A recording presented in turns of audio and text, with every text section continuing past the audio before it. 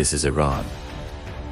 We all know what's going on there. Right now, there's a million videos and news feeds covering it. So, instead of repeating all of that and speculating about how it might go, I think a better idea is to take a moment to learn about Iran's history as a whole, albeit briefly. Because understanding the history of something will always allow us to better understand what happens next, whatever that is. So, this is a brief history of Iran, long before the modern concept of Iran as a country was even around.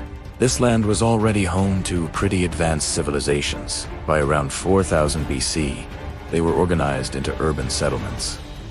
Urban in the context of ancient cities, of course. In the southwest, a civilization began to form called Elam.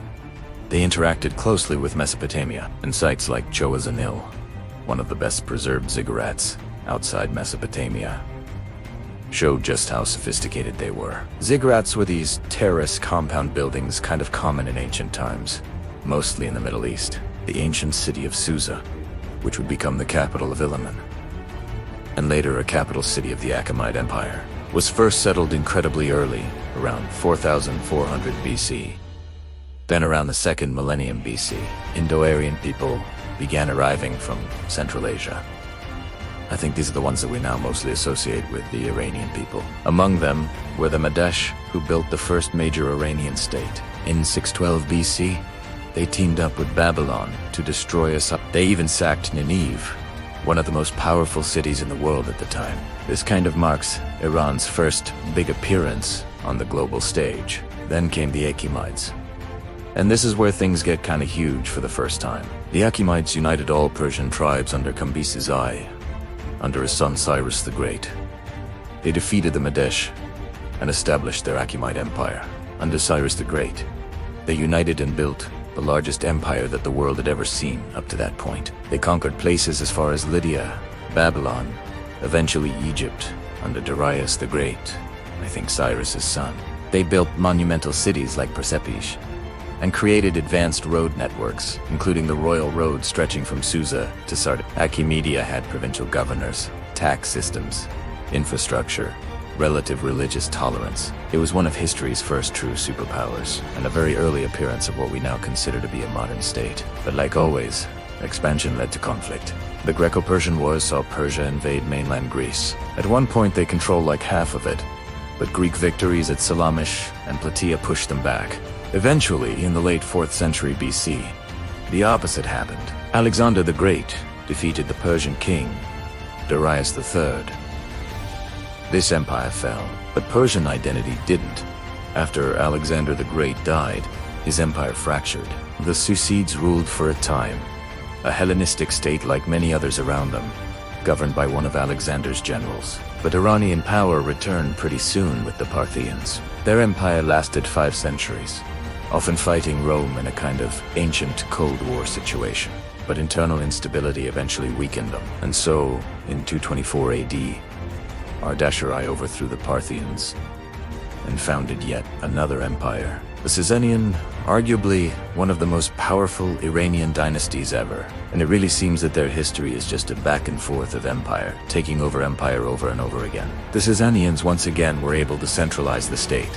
They strengthened Zoroastrianism as a unifying religion and built a strong bureaucracy. Zoroastrian was actually one of, if not the first, major monotheistic religion away from Judaism and Christianity and then Islam.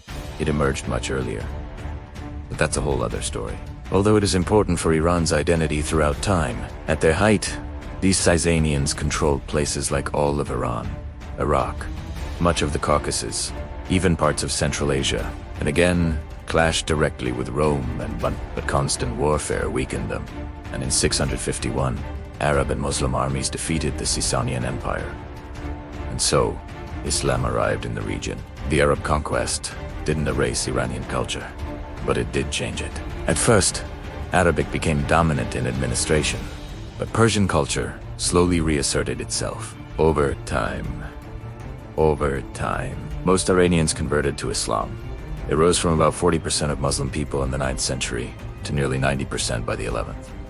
A very quick increase in the conversion. Yet something pretty fascinating happened, which was, instead of being absorbed by Arabic culture, Persian identity kind of reshaped Islam in the region. Persian language, Poetry, administration, and court culture flourished again in what historians call the Iranian intermezz. Kind of a renaissance for them. It was a period where local Iranian dynasties reasserted control, even while acknowledging that Islamic authority. They needed to do it in order to survive. And after this, Persianization influenced not just Iran, but the wider Islamic world, including Arabs and Turks themselves. But then came one of the darkest chapters in Iran's history: the Mongol invasions. In the early 13th century, Genghis Khan's forces swept into Iran. Cities like Bukhara, Nishapura, and Herat were destroyed. Entire populations were massacred as they were everywhere else that the Mongols went through. By 1258, the Mongols ended the Abbasid Caliphate in Baghdad. But again, Iran didn't vanish. Under the Ilkhanate, Mongol rulers eventually converted to Islam. And soon, Persian administrators returned to prominence, keeping their culture around. Still, the Black Death killed about 30% of the population, almost the same as in Europe. And because there's never two without three, then came Taima, another brutal conqueror who massacred cities like Isfahan and many others. Yet once again, after destruction, Persian culture endured. It's like history kept and keeps throwing catastrophic things at them, and they survive. So much so that the real foundation of modern Iran only begins after all of this. In 1501, with the Safavid dynasty, they reunified Iran as a cohesive political entity under native rule, pushing away Mongol or Arab rulers. And most importantly, they still declared Shia Islam as the official religion. That decision permanently shaped their identity, and while it accepted Islam, it also set it apart from its largely Sunni neighbors. It's like they had already differentiated themselves by absorbing Islam into their local culture rather than becoming Arab. But now they marked their difference from the rest of the Islamic world definitively. This is important to understand conflicts that last until today against Iraq, Saudi Arabia, and other Gulf nations. The Safavid state was once again centralized and powerful, but like all others before it, it eventually weakened, falling in 1722 after an Afghan invasion. And then chaos followed. Nadir Shah emerged as a military genius in the 18th century. Some compare him to Napoleon or Alexander. He built a massive empire stretching into India, even sacking Delhi at one point. But his wars drained Iran's economy. After he was killed, the country descended into instability again. But eventually, like always, another dynasty took over, this one called the Acahemenid. Under them, because they also coincided with the peak of European colonialism, Iran faced foreign interference at a pretty intense level. Russia seized territories in the Caucasus. Britain pushed into southern Iran to protect its interests in India. The country was kind of squeezed between empires. The Great Persian Famine of 1870 devastated the population, killing what we estimate to be millions of people. By the early 20th century, pressure for reform kind of exploded into the Constitutional Revolution, which established a parliament. And while modern Iran can trace this emergence back to 1501, like we said earlier, we can kind of associate our modern perception of pre-Islamic Republic Iran to what happens next. In 1921, Reza Shah rose to power and founded the Pahlavi dynasty. He modernized infrastructure, built railways, secularized the state, and promoted nationalism. But he ruled as an authoritarian leader.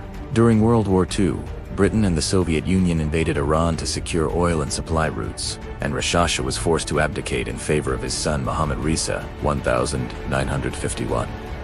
The prime minister at the time, Mohammad Mosaddegh, nationalized the Iranian oil industry, and in response, the US and the UK backed a coup in 1953 that removed them and restored the Shah's authority. From then on, the Shah ruled as an autocrat with very strong American relations and backing.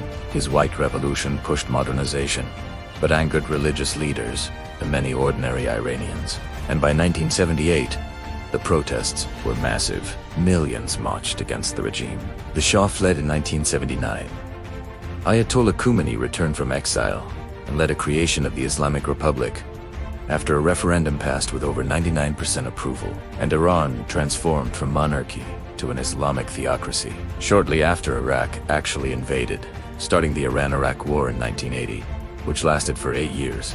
killing roughly 500,000 people and ending in a stalemate. And then we get to modern times. After Khomeini's death in 1989, Ali Khan became supreme leader. Presidents came and went, but ultimate authority remained with the supreme leader. This is a chart of how their government works, and it's so confusing, but it all kind of boils down to power. Going back to the supreme leader, Iran pursued nuclear technology, leading to sanctions and global tensions. The 2015 nuclear deal briefly eased sanctions, but the US withdrew in 2018, and since then, tensions have intensified. Assassinations, drone and missile exchanges with Israel, US strikes, and escalating regional conflict. Now, in 2026, direct confrontation between Iran and the United States, plus Israel along them, marks one of the most dangerous escalations in the country's modern history.